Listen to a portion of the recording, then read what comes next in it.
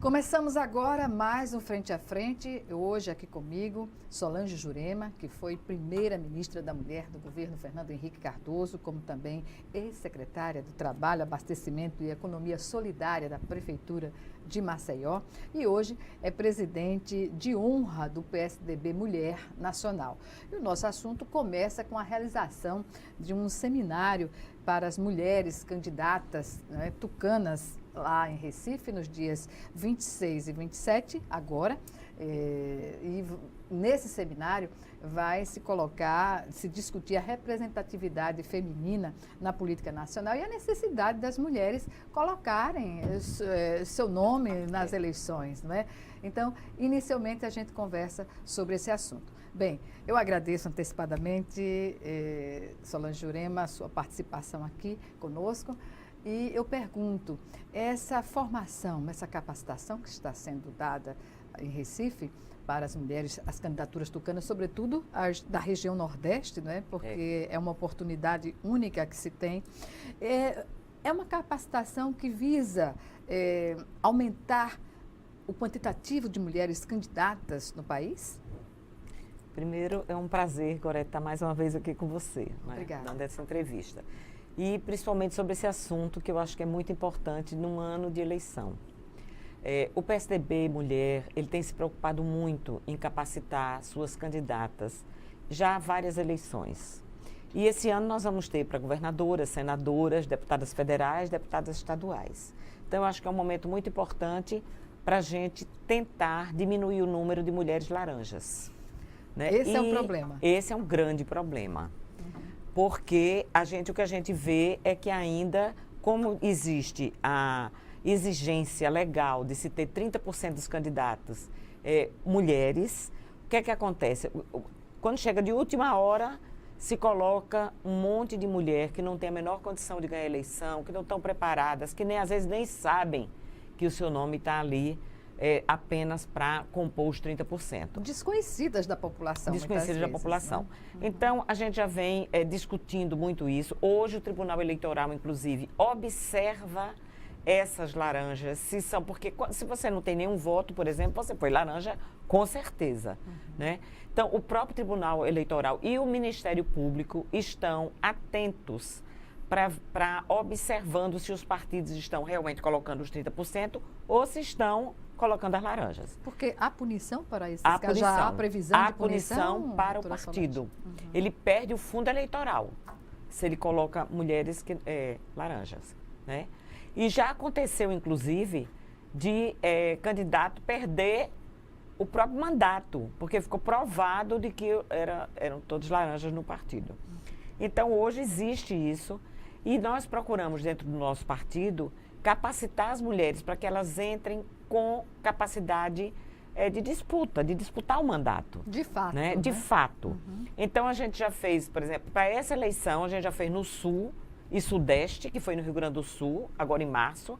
Vamos fazer agora 26 e 27 para Nordeste e no fim de maio, acho que é 24 e 25 de maio, para Norte e Centro-Oeste. Essas capacitações. A gente dá uma ideia, claro, né, da importância da mulher participar na política, o que é política de gênero, que é uma grande confusão hoje que fazem com essa questão do que é gênero, do que não é gênero, que é muito importante que as mulheres tenham claro, né, o que é que isso significa, que eu depois posso até explicar. A gente vai falar sobre esse assunto. E damos também um panorama nacional, político nacional, para que elas entendam a conjuntura desse momento atual político. Para se inserirem nesse contexto. Se inserirem no contexto, dessa dificuldade toda brasileira que nós estamos atravessando, é importante que elas estejam conscientes. Né? E também sobre a questão de legislação eleitoral e também sobre comunicação. Inclusive, essa equipe que trabalha essa questão da comunicação é muito competente. Nós já fizemos várias capacitações, né? Sempre em parceria com a Konrad Adenauer, que é uma fundação alemã do partido da Angela Merkel, e o objetivo deles é melhorar a democracia nos países. E como você não tem uma democracia plena se não tiver a participação das mulheres, né, aqui no Brasil eles trabalham com o PSDB Mulher. Pois é, a senhora falou na Angela Merkel e a gente sabe o que representa ela para o contexto das mulheres na política, né? Consolidada numa democracia. E para o contexto do mercado comum europeu, né? Para o contexto da Europa, o que representa a Angela Merkel, que é uma mulher muito forte. E agora foi eleita uma outra mulher na Alemanha, de um outro partido, que corresponde também da mesma linha de democracia social, né? Do PSDB. E também, imagine, são duas mulheres hoje as grandes poderosas da Alemanha. Doutora Solange, quando se diz que, por força do que está acontecendo no país, denúncia, Lava Jato, praticamente todos os partidos estão com seus quadros denunciados, não é? O PSDB não foge a essa regra. E quando se diz que um partido, por exemplo, como o PSDB, dentro desse contexto de polarização, pode estar alinhado mais à direita do que ao centro, como nasceu a social-democracia. E, de outro lado, a esquerda mais alinhada à esquerda, à outra esquerda, digamos assim, ultradireita, ultra-esquerda. Como a senhora vê esse panorama? Olha, eu acho que nós estamos vivendo um momento muito triste no país, né? Novamente, assim, um radicalismo na política, que eu acho que a gente há muito tempo não tinha. Um radicalismo de esquerda e um radicalismo de direita. Eu acho que, apesar de tudo, talvez você tenha razão, o PSDB, às vezes, tem alguns membros do nosso partido que estão um pouco mais à direita do que quando ele foi criado, Fernando Henrique, Franco Montoro, Covas, né, que eram homens que vinham alinhados com centro-esquerda, né? Enfim, e o que é que significa? Significa que você não pode achar que resolve todos os problemas do país só com políticas econômicas, mas que também essas políticas econômicas, se elas não estiverem alinhadas com políticas sociais competentes, né, nós às vezes temos até o desenvolvimento econômico, mas um desenvolvimento econômico com um preço de concentração de renda, desigual, com um preço de empobrecimento da população, então, e com consequências graves, como, por exemplo, agravamento da violência, né? Então, eu acho que também, mas dentro do nosso partido, eu acho que ainda tem muitas, e principalmente eu acho que entre as mulheres, que acham que a solução é você estar no centro mesmo, né? Nem radical de direita, nem radical de esquerda, mas... Isso é um pensamento que está se consolidando no PSDB Mulher? No PSDB Mulher Então, e que a gente tem que ter desenvolvimento econômico? Tem que terceirizar muita coisa? Tem, porque a gente sabe que muitas coisas, tipos de empresa, o Estado não dá conta.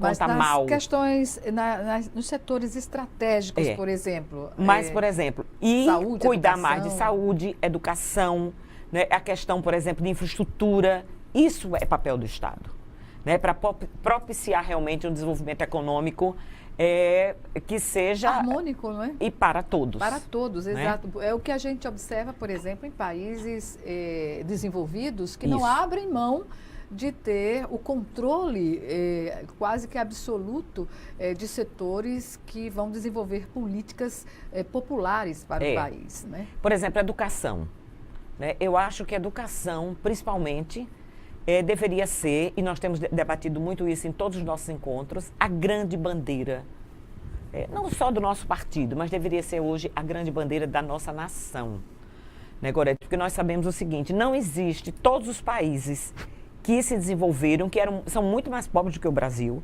porque o problema do Brasil não é dinheiro. Esse negócio porque falta dinheiro, não falta dinheiro. A gente está vendo agora os bilhões que o Brasil tem, não é? E que foram simplesmente dilapidados. Pelo ralo, não é? Foram pelo ralo. Né? Então, o problema do Brasil não é dinheiro. Nós somos a 6ª economia do mundo. Ainda será. Ou 7ª, ou que Pois seja 8ª. Exato. Né? Já fomos a 5ª. Né? Já fomos até aqui. Mas que seja. Imagine, então, não é possível que uma 8ª, vamos botar 8ª economia do mundo, não seja capaz, por exemplo, de dar uma educação igualitária e garantir educação para todos no Brasil. É porque não é prioridade. A verdade é essa. Mas, doutora Solange, olhe, essa questão é batida, rebatida, e os governos simplesmente ignoram essa realidade. O que fazer diante de uma mobilização nos partidos que querem essa mudança? Seria a via pactuar com os partidos dentro de uma política suprapartidária para o país? Eu acho que além dos partidos, eu acho que talvez a população... Talvez a gente tenha que esclarecer melhor a população qual é a importância da educação. Porque quando você faz pesquisa, realmente não é assim, a prioridade da população, não é a educação, é saúde, é segurança, não é? No entanto, as consequências, né? A gente sabe que muito da saúde não está funcionando, muito da gente ter agravado muito essa situação de violência, é por falta exatamente de uma educação que atenda a todos. E não adianta só focar, por exemplo, na universidade. Não adianta focar no ensino médio. Se a gente não começar com a criança da escola infantil e da creche, né, que essa criança vai ter as mesmas oportunidades que tem os nossos filhos, porque os nossos filhos acompanham bem o ensino fundamental, acompanham bem o ensino médio e conseguem chegar à universidade porque tiveram um desenvolvimento e uma possibilidade, uma oportunidade desde pequenos. Se você pega uma criança com 7 anos de idade, que está brincando na rua até os 7 anos de idade, e diz, a partir de agora você vai para o colégio estudar, dificilmente ele se adapta bem à escola. A verdade é essa. Certamente. Né? E o Brasil, durante muito tempo, fez isso. Não, o ensino é obrigatório, mas a partir dos 6 anos. Então, eu acho que a gente está perdendo gerações. E tempo, né? E tempo, porque quando eles chegam no ensino médio, eles não acompanham o ensino médio. Aí há grande número de evasão escolar. Ou então você tem que criar muitas prerrogativas e condições para eles conseguirem chegar na universidade. Né? Através de supletivo. Ou às vezes de cotas. Ensino. Não é que eu seja contra a cota, veja bem, deixa eu deixar isso claro. Eu até sou a favor de cotas. Mas eu acho que não adianta cotas se você não melhora, porque essa pessoa vai chegar na universidade e vai chegar na universidade não vai adiantar nada, né? Porque ela não vai conseguir, muitas vezes, acompanhar a universidade a contento. E a gente sabe que no mercado do trabalho o que vale é a competência. Não é nem o fato de você ter você ter o grau superior ajuda muito. Mas ajuda muito mais se você tiver feito uma universidade e se você tiver se formado sabendo da sua profissão realmente, né? Certamente. A senhora falou aí do quadro educacional no país e de como pode ser o ideal para garantir o sucesso do aluno da escola, desde a creche à educação infantil. E a gente sabe que essa é uma responsabilidade constitucional dos municípios, que nós não vemos, em geral, investir em creche. Por que será? Olha, Gorete, eu acho que essa questão da creche não poderia ser uma política só municipal. Ou o governo federal abraça como uma política nacional, né, dando realmente condições das prefeituras de arcarem com as suas creches. Como faz com o ensino fundamental? Ou a gente vai ficar hoje médio, com o ensino, com esse faz de conta. Por quê? O governo federal repassa o recurso para a prefeitura construir a creche, mas o que é caro não é construir. O que é caro é você manter.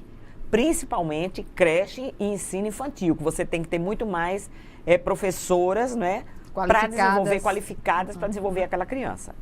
Então, assim, eu acho que enquanto eles considerarem isso como... Não, isso é um problema da prefeitura. Não é um problema da prefeitura. Eu acho que isso tinha que ser uma política nacional. A educação tinha que ser uma política nacional. Mas isso tem que ser pactuado, né? Tem que ser pactuado. E o que a gente vê é o seguinte, isso é discurso de campanha, mas quando chega... Né, quando assumem os cargos, não é prioridade para ninguém. Porque isso não dá voto, isso às vezes não dá muita visibilidade, né, como dá, às vezes, pintar um prédio, fazer uma calçada. Não que isso não seja importante, isso também é obrigação do Estado, né, do município. Mas há questões mais urgentes. Mas a questão estruturante da gente dar um passo no desenvolvimento sustentável, da gente, de fato, melhorar a condição de desigualdade, de pobreza, não tem como não passar pela educação. Não tem como. Pois bem, nós vamos chamar agora o nosso primeiro intervalo e o Frente a Frente volta em 1 minuto. Até já.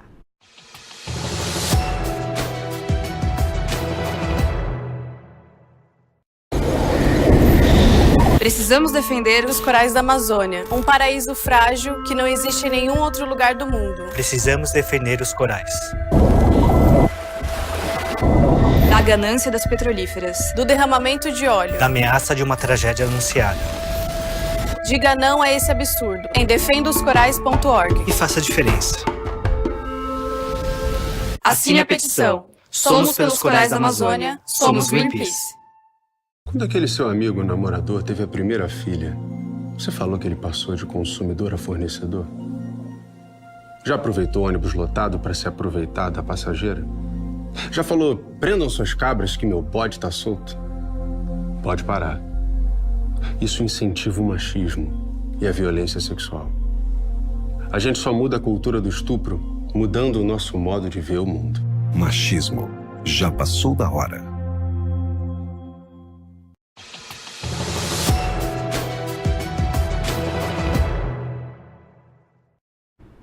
Estamos de volta com Frente a Frente, que hoje recebe a presidente de honra do PSDB Mulher Nacional, Solange Jurema, que faz aqui uma avaliação do momento, da conjuntura política nacional e local e regional, já que estamos também falando desse seminário que está voltado para as tucanas no Nordeste, que acontece nos dias 26 e 27, um seminário intitulado Os Desafios das Eleições de 2018 e a Importância do Senso Crítico e Propositivo para a Capacitação Política. No que diferencia, doutora Solange, as candidaturas, quando colocadas, postas na região Nordeste, das demais regiões do país, sobretudo das regiões Sul e Sudeste? Olha, primeiro a gente tem um desenvolvimento que não é equitativo, né, para o país. Então, assim, os problemas do Sul e Sudeste não são os problemas do Nordeste, que não são os problemas do Norte. O nosso país ele tem uma diversidade, não é, de contexto, as cidades são tão diferentes e as regiões são tão diferentes que a gente tem que analisar cada região separadamente, realmente, né? A outra questão é que quando você faz um recorte de quem é o pobre mais pobre do Brasil, existe esse estudo, ele tem uma cara, que é uma mulher negra, nordestina e rural. Esse é o pobre mais pobre do Brasil. Então, eu acho que quando a gente chama as mulheres para que elas entrem na política, a gente sabe que também as políticas, a ausência de determinadas políticas, como, por exemplo, as políticas sociais, elas afetam de maneira diferente os homens e as mulheres. Então, eu vou dar alguns exemplos. Por exemplo, a questão mesmo da água. A gente sabe que onde falta água, que falta no nosso sertão, quem carrega a lata d'água na cabeça são as mulheres. Né? Culturalmente são as mulheres. Desde a cultura indígena, né? Em que as mulheres é que vão... Se falta, por exemplo, essa questão de não ter creche, isso afeta não só a vida das nossas crianças, mas também, mais uma vez, afeta principalmente a vida das mulheres, que muitas vezes não podem trabalhar porque tem filho pequeno e não tem com quem deixar aquele filho.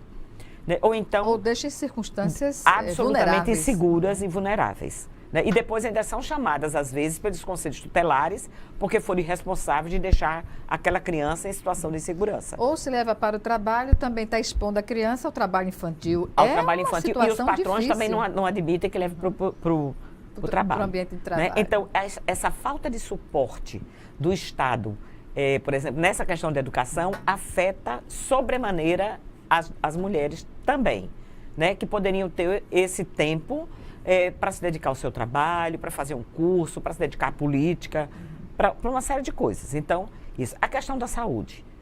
O posto de saúde não funciona. Ou chega lá, faltou o médico. Quem é que geralmente leva o filho no posto de saúde, leva os idosos no posto de saúde, enfim, frequenta muito mais os postos de saúde.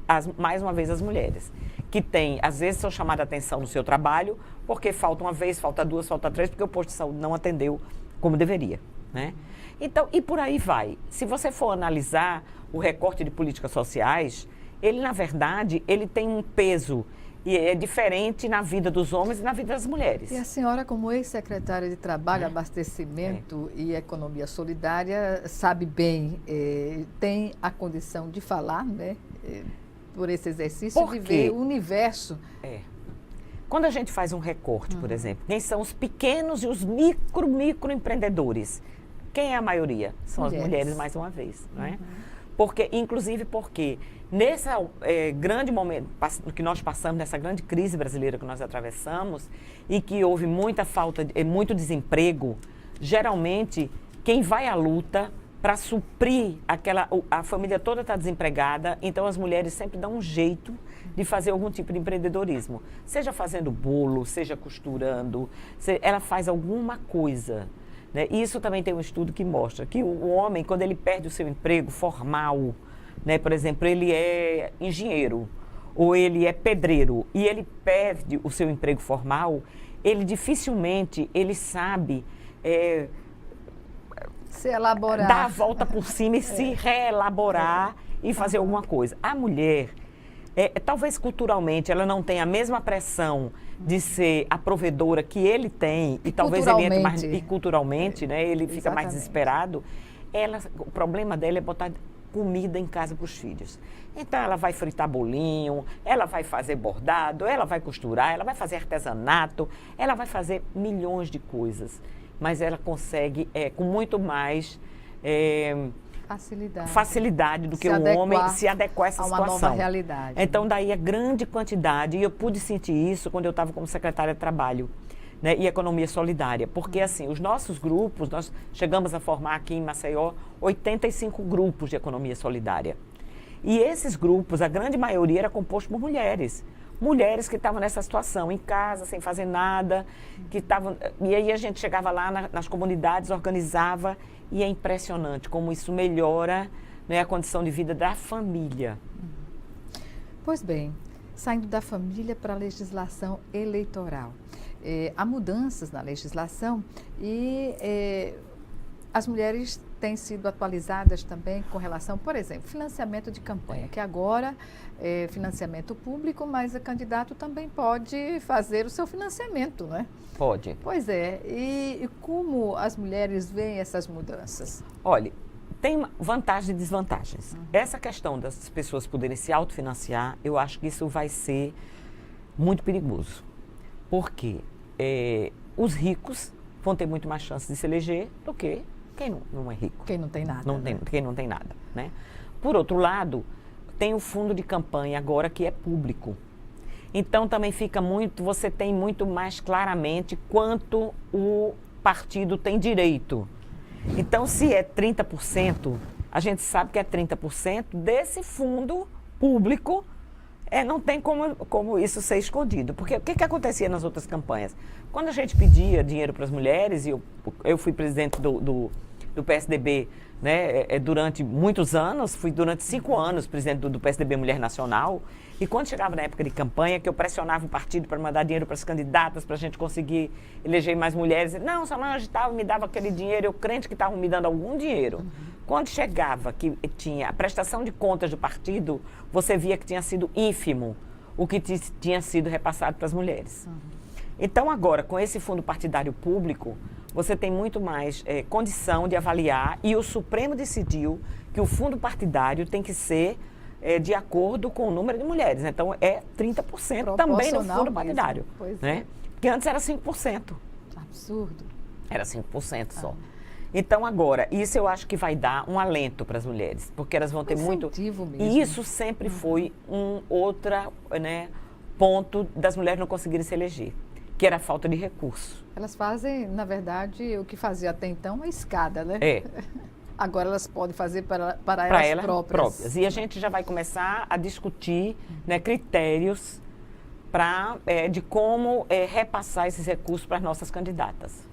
Pois as mulheres, o PSDB Mulher sai na frente fazendo essa capacitação, porque no Nordeste não é comum se fazer esse tipo de capacitação. E, por exemplo, do que diz a legislação eleitoral e do que é potencialmente da mobilização do partido fazer pelas mulheres, né? Que é outra questão séria, em geral, eu não digo só do PSDB, mas de todos os partidos. Mas você sabe que poucos partidos fazem essa mobilização, né? Essa capacitação intensa que nós fazemos, eu acho que o PSDB é quem mais faz. E isso, às vezes, é até criticado um pouco dentro do próprio partido. Por quê? Porque isso é do fundo partidário. né? Nós temos direito a 5% do fundo partidário. E esse 5% que é das mulheres, que é do fundo partidário, diz que é exatamente para você fomentar a capacitação, a melhoria dos quadros, e nós usamos o dinheiro fazendo exatamente isso. O que acontece? Esses partidos pequenos, eles não têm, às vezes, sequer sede. Eles juntam todo o recurso que eles recebem do fundo partidário para a época da eleição. Então, quando chega essa época, eles simplesmente a gente sabe como é que é essa, como é que eu vou dizer? É quase um mercado persa, não é? Venha para o meu partido que eu lhe dou tanto, eu lhe dou quanto, tal. E isso nesse acontece aspecto na janela partidária? Nesse período? Agora, que ainda bem que já passou, né? Agora já acabou a janela partidária, mas foi um período de intensa movimentação, né, dos partidos, porque os pequenos partidos simplesmente não gastam no que é para gastar, que é a mobilização do seu partido. Então, são partidos que têm realmente donos, não é? Que você sabe disso, e aí eles negociam e têm dinheiro, porque eles pegam o fundo partidário e guardam todo, ele não tem nem estrutura. O PSB, ele tinha uma estrutura até muito pesada, que agora foi feito um enxugamento. Mas assim, a gente tem uma sede nacional, né? A gente tem o ITV, que faz cursos também de alto nível para os... É um partido dos maiores existentes no país, não é? Como a senhora vê essa quantidade de partidos que se resumem a fazer a política, digamos assim, a polarizações em todo o pleito eleitoral, né? A polarização sempre se dá com os maiores partidos e os outros ficam como satélites, né, no entorno das candidaturas, sobretudo majoritárias. Nesse sentido, o que se pode presumir desse quantitativo de partidos? Eu acho que é fundamental que se faça uma reforma política e se diminua o número de partidos políticos. Porque, na verdade, a gente sabe que esses partidos, eles só fazem, quase entram para negociar. Não tem ideologia, não tem programa, tem nada disso, né? E isso eu acho que dificulta a negociação no Congresso. Porque uma coisa é você ter, digamos, 5, 6 partidos, ou até, vamos botar 10 partidos, para você negociar, quando eu digo negociar no bom sentido, quando você quiser aprovar uma medida provisória, seja lá qual for o governo, né?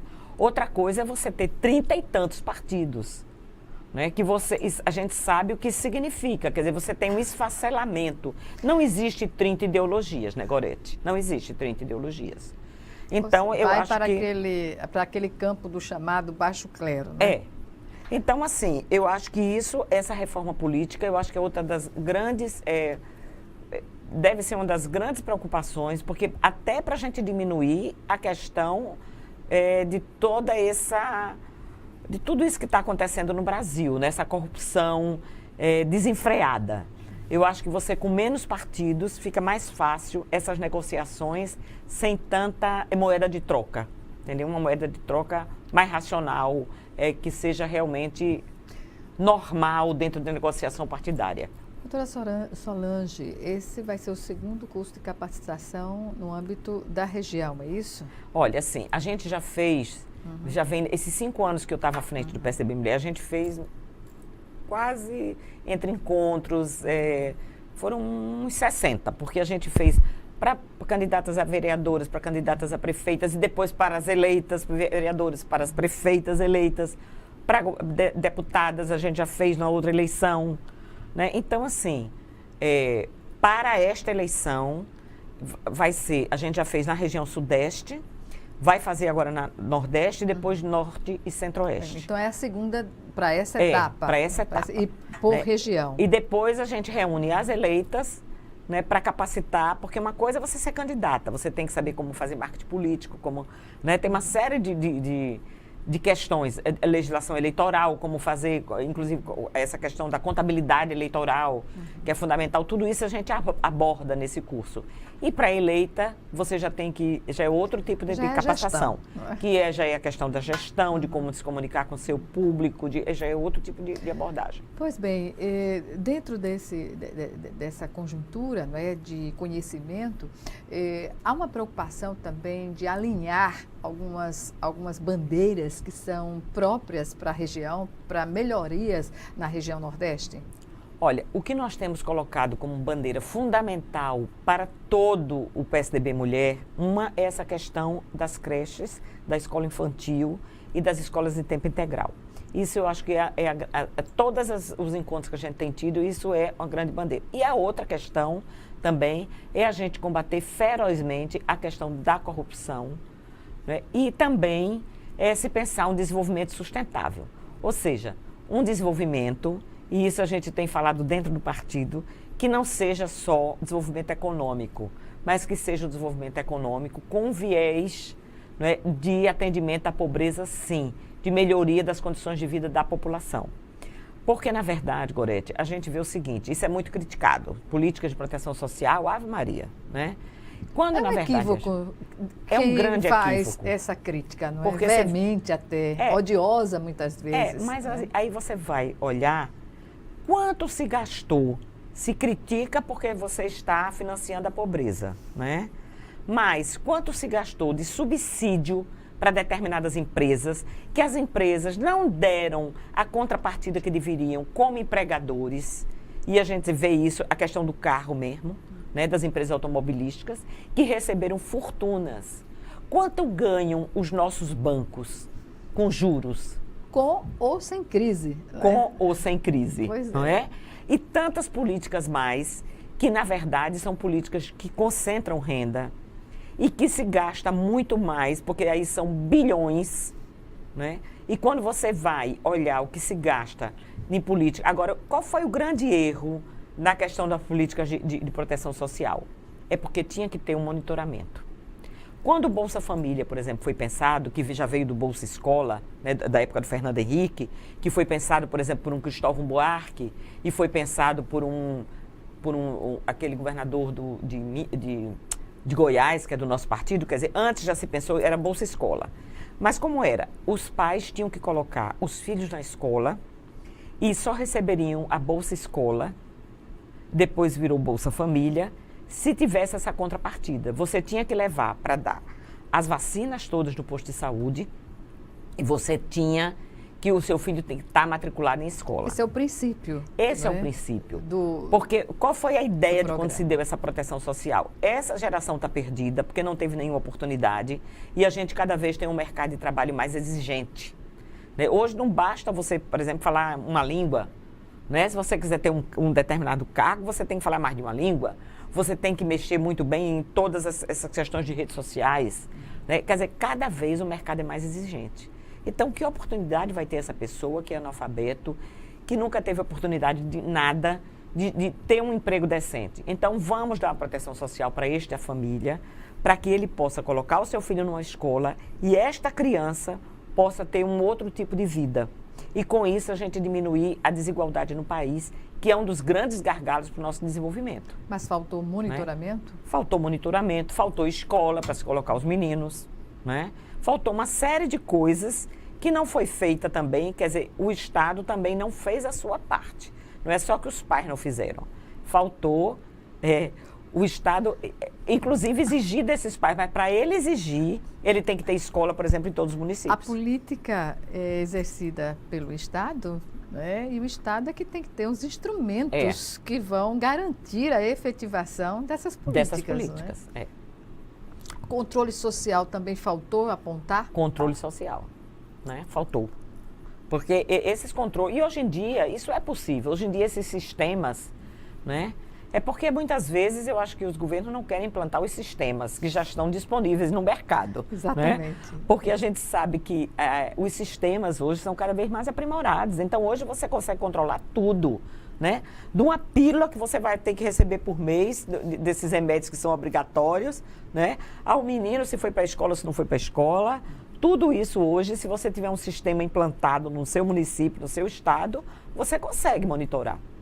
Né? A gente tem o exemplo aqui do Rodrigo Cunha, que implantou um sistema para você monitorar quais são as políticas que estão sendo feitas, né? No âmbito do governo. No âmbito do governo. Quer dizer, isso é o papel de um deputado. Mostra que as pessoas, seja lá em que âmbito estejam de trabalho, né, de cargo público, eles podem exercer com transparência, não é? enfim, sem corrupção, né? Agora, falta vontade política, né? Falta vontade política, porque isso também, se esses sistemas forem todos implantados, vai ficar muito mais difícil de ter esses desvios que a gente está vendo agora, que eram astronômicos, né? Está aí o Rio de Janeiro, né? É verdade. Vamos chamar agora o nosso segundo e último intervalo. Já já estaremos de volta aqui com Solange Jurema. Até já.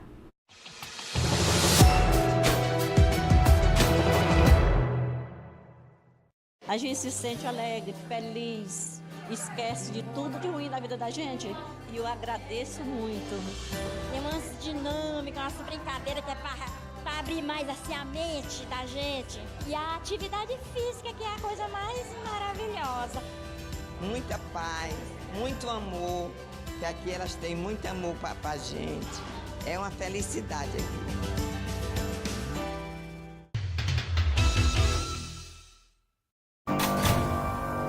A ditadura foi uma época de violação de direitos. E muitos dos documentos que contavam os detalhes sobre os crimes cometidos foram censurados, escondidos ou destruídos.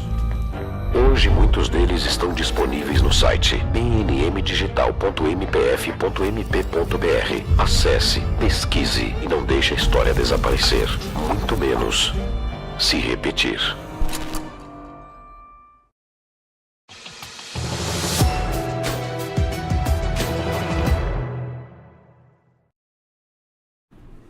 Estamos de volta para o último bloco do Frente a Frente, que hoje recebe Solange Jurema, que é presidente de honra do PSDB Nacional e está aqui nos falando sobre as perspectivas das candidaturas femininas nas eleições deste ano. Pois bem, a informação é de que uma jovem vai se candidatar nessas eleições aqui em Alagoas, tão jovem, 19 ou 20 anos apenas. Isso é digamos assim, um incentivo para a juventude. E qual é o componente importante que desempenha esse segmento para a adesão de outras mulheres? Nós temos uma candidata no partido, a Cibele, não é, que vai ser candidata a deputada estadual. Ela tem exatamente isso, eu acho que é 19 anos, 20 anos, é bem novinha. Mas exatamente, eu acho que são oportunidades que a gente está dando, né, e que está tendo, de ter mulheres assim, que podem trazer o sangue novo, podem trazer um outro olhar, porque é isso que é importante, né, Gorete? A gente sabe que política e qualquer profissão, você exerce com a sua competência técnica, mas você também exerce com a sua carga cultural. Né? E isso faz muita diferença, a gente vê na área jurídica, na área política. Quer dizer, na hora que você vai escolher as prioridades, você escolhe de acordo com essa carga cultural que você recebeu. Com a sua vivência. Com a sua né? vivência. Uhum. Né? Então, o olhar da mulher é diferente do homem? É diferente, porque as necessidades, como eu já disse aqui, às vezes são diferentes. Né? Ela tem porque a mulher gosta muito de política social. Gosta, porque ela sofre na pele a ausência dessas políticas sociais. Então, a gente vê que a grande maioria de projetos de lei que tratam dessa área social, em todas as áreas, a questão da violência contra a mulher, se a mulher não tivesse mobilizado tanto, a gente não tinha uma lei Maria da Penha, né? A gente não tinha políticas de proteção à mulher na área de violência. A gente ainda tem, cada 4 mulheres, uma sofre violência. Isso ainda é um índice altíssimo de violência. Né? Então é muito importante a gente ter sangue novo como a Cibele, que traz um novo olhar, que traz um entusiasmo, né, para a política, e a gente sente que a população quer muito isso, né? A população está cansada da política velha. Todas as pesquisas que se faz com a população mostram isso. Né? Está cansada da corrupção, está cansada da mesmice, está cansada do discurso vazio. Então eu acho que tudo isso é uma possibilidade que ajuda as mulheres. Porque nós podemos ser o novo, né? Pois bem, o PSDB fez uma campanha de filiação ano passado e qual foi o resultado dessa campanha? Ela atendeu aos objetivos? Nós fizemos, foi um bom resultado. Hoje nós temos, filiado ao partido, quase 700 mil mulheres. Né? É 44% da filiação do PSDB como um todo. Então, é bem razoável, né? Agora, por outro lado, nessa janela partidária, nós perdemos algumas mulheres que eram emblemáticas do nosso partido. Tipo a Badia, que foi governadora do Distrito Federal. Né? Perdemos uma que ia ser candidata a senadora do Acre. E às vezes perdemos exatamente porque os homens não têm a sensibilidade de valorizar essas mulheres que já deram tanto pelo nosso partido. Pois é, aí eu pergunto, Alagoas, que tem... é marcada historicamente por mulheres tão bravas, não é? Até então, a gente nunca alcançou uma candidatura feminina num plano mais, digamos assim, ao governo do Estado, por exemplo. E a deputada federal que nós tínhamos mataram, né? Você vê como é bom que se diga. Quando nós conseguimos eleger uma deputada federal, ela foi assassinada para que se tomasse o lugar dela, que foi a Ceci Cunha. Então, assim, realmente, nós não tivemos nesse último mandato nenhuma mulher como deputada federal. Né? Já faz alguns anos que nós não temos. Não, tivemos a Célia Rocha. A Célia Rocha, exatamente. Tivemos a Célia Rocha. Arapiraca. Mas agora estavam sem nenhuma. Né? Isso é uma lacuna, não é? É uma lacuna. E ainda temos muito poucas deputadas estaduais, né? E, na verdade, a gente sabe assim... Já tivemos até mais, né? É porque eu acho que essa política está cada vez mais difícil, né, Gorete, das mulheres se elegerem. Eu acho que é por isso que também tem que haver uma reforma política. Essa política, com esse mundo... Não condiz com o quantitativo populacional, entre homens e mulheres no país. Nós somos mais da metade da população, mais da metade dos eleitores, e não temos uma representação... à altura dessa representação. Não temos. Né? E também não nos interessa qualquer mulher, a verdade é essa, né? Eu acho que as mulheres têm que se eleger sendo mulheres, no sentido de que tem que ter um olhar feminino mesmo da política. Não adianta entrar com o mesmo olhar, com os mesmos vícios, né? Com as mesmas... Aí não adianta. Eu acho que para a gente entrar na política tem que entrar fazendo uma política diferenciada, dizendo, olha, represento mesmo as mulheres, vou lutar para que as mulheres brasileiras tenham uma condição de vida melhor, até porque a gente sabe que as mulheres são a maioria da população. E nós só podemos ter um desenvolvimento sustentável se a gente melhorar o nível de desigualdade. Não existe nenhum país no mundo que tenha um desenvolvimento pleno, um desenvolvimento mais igualitário, tal, que tenha o grau de desigualdade que tem no Brasil. Pois é, e nesse sentido, a gente observa que a sociedade não tem se manifestado, digamos assim, um fórum de discussão, como já houve no passado, no período pré-anistia, no processo de redemocratização do país. A gente observa que medidas estão sendo tomadas, né? O governo Temer não é representativo, pelo contrário, né? Ele tem aberto o país para os investidores internacionais, desqualificando o espírito de nacionalismo do país. E nesse sentido, Alagoas, a gente não vê um centro de debates, não há uma carência nesse sentido?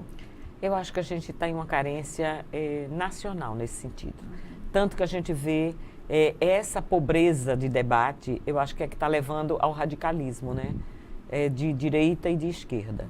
Mas eu acredito que... A coisa meio sem rumo. Sem rumo. E o povo brasileiro não é radical, né? O povo mesmo, a classe média, que é quem faz a grande maioria do povo brasileiro, ela não é radical, nem de direita nem de esquerda. Né? O que ela quer é viver a sua vida em paz, é poder trabalhar, é poder ter seu filho na escola, é poder ter uma saúde. Ela quer uma vida normal, uma vida, né, equilibrada. Que é perfeitamente viável ao país. Perfeitamente viável. Então, eu acho que quando começar a mesma campanha, eu acho que vai se... tanto os radicais de esquerda como de direita, eu acho que eles vão murchar. Porque o povo brasileiro mesmo, ele quer paz. E a paz a gente só encontra no equilíbrio, né? E o equilíbrio significa centro, né?